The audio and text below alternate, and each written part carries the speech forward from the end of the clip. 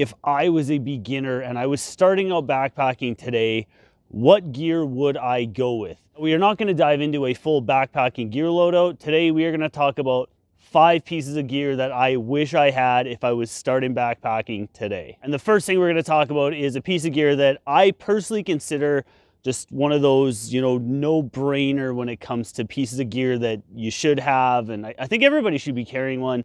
That is a satellite messenger. I personally use the DeLorme InReach. This is the older model before Garmin bought them out. It works exactly the same. It's sort of the same software and everything, just kind of in a different case. Now, if you don't want to go with a Garmin unit or one of the InReach units, there are Zoleo units out there as well as Spot units. They work fairly similar. This is just one of those pieces of gear that adds a ton of comfort to me when I'm out on a backpacking trip. It gives me the ability, to fire off a message to my fiance back home, just kind of see how her and my son are doing, see how the family's doing, and she can let me know and kind of ask about my day and whatnot. Just the ability to have two-way communication out there when I'm in the backcountry is really, really nice. Now I'm not sitting there non-stop texting and messaging with my fiance all day long. We shoot each other one message a day. It kind of gives her the peace of mind that I'm doing all right out there. And it also gives me peace of mind that everybody at home is doing fine. These units also have a dedicated SOS feature, which is really, really nice. If I was starting today, I would personally stick with the InReach system.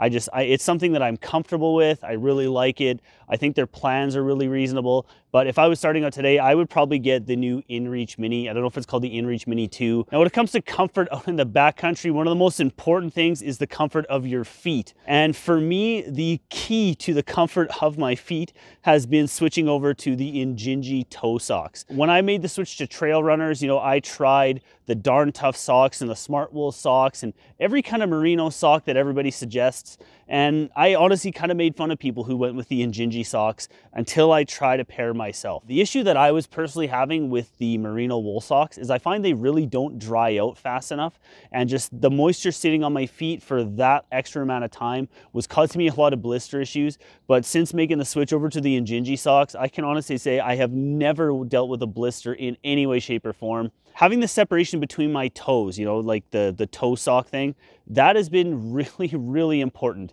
That was one of the prime spots I had blisters, and it was hell. If you've ever hiked with blisters, the Injinji toe socks were a huge game changer for me. If there's any of this gear that you guys are interested in, I will put links in the description box down below where you guys can go and check it out. If you cannot tell already, comfort is key for me when it comes to backcountry camping and backpacking trips. And comfort goes hand in hand with hammocks for me. Making the switch to a hammock for my preferred sleep method out in the backcountry has been huge. Just the improvement in my quality of sleep and the amount that I'm sleeping out in the backcountry has been massive. Instead of waking up multiple times throughout the night to have to readjust, you get a sore shoulder from sleeping on your side, or your hip kind of gets a little bit stiff from sleeping on an air pad. I don't have that issue sleeping in a hammock.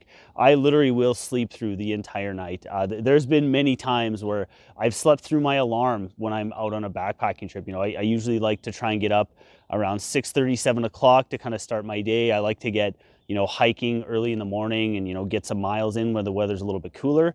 And yeah, sleeping in a hammock has caused me to sleep through my alarm a few times. It's that comfortable, and just probably the biggest game changer overall when it comes to comfort. And if I was starting backpacking all over again, I 100% would be picking up a hammock. They're amazing. Along with a hammock, the comfort level in my sleep has been greatly improved by switching away from a sleeping bag and going to a top quilt. Now, if you're not sure the differences between a sleeping bag and a top quilt doesn't have a hood, so you're gonna have to wear a beanie or get a down hood or something like that. But the biggest difference is, if you look here, the back is completely wide open. You've got a foot box that's closed off. So if you're sleeping, in a hammock, obviously you've got an underquilt or a pad underneath you. If you're on the ground, you've got a pad underneath you. And the theory behind a top quilt is, all of that insulation in a sleeping bag that would be underneath your back, it's really null and void. It's kind of useless. You're squishing it, you're getting no insulated properties from it. So why not just completely eliminate it? You eliminate that bulk, you eliminate that extra weight. You know, you save a lot of weight with a top quilt. To me, they're a little bit more versatile. You know, you can get them with the opening foot box. Like I have a couple of my quilts, and you can just completely open them up and it becomes a nice blanket. Another thing I love about top quilts is the amount of cottage vendors out there making custom quilts. And it just gives you the ability to just customize your gear and, you know, add a little bit of personality and flair to your gear loadout. You know, you can pick custom colors. You know, I've got the blue and orange. I love my Edmonton Oilers. That's kind of one of my favorite color combos. You can pick different fabrics. You can pick different fill weights. You can pick different foot box designs. Generally, the customization options when it comes to custom top quilts are endless. It's just been one of those game-changing pieces of gear for me. And if I was starting out backpacking today, I would definitely skip the sleeping bag altogether and I would go right to a top quilt. To me, they are just a far superior piece of insulation for your sleep system out in the backcountry. And that's why I go with one. This piece of gear here is not really boosting my comfort. This 100% is one of those awesome, cool little luxury items that's actually a fairly new item to me. This is a little mini air pump for your sleeping pad. This is made by a company called Flextail. Really cool little unit. In my testing with this unit, I've been able to fill up my Nemo Tensor air pad 20 times and it still had charge on it. So, you know, you can get a whack of fills off of one of these.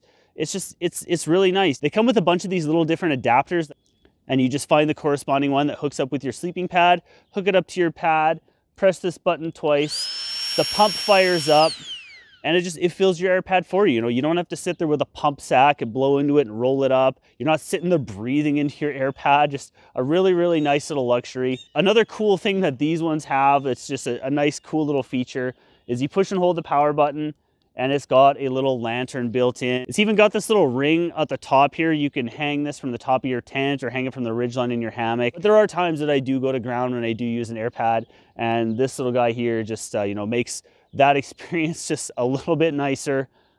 Yeah, awesome little thing, the little Flextail air pump. And if you guys are a newer backpacker and you're looking for some tips and tricks to kind of get yourself going, I've got an entire playlist on backpacking tips for beginners. You'll find that right here. So check a video out in that playlist when you're done with this one. I'm sure you guys will find something there that you'll enjoy. And as always, I'm Matty. Thank you so dang much for watching, and I will see you on the next one.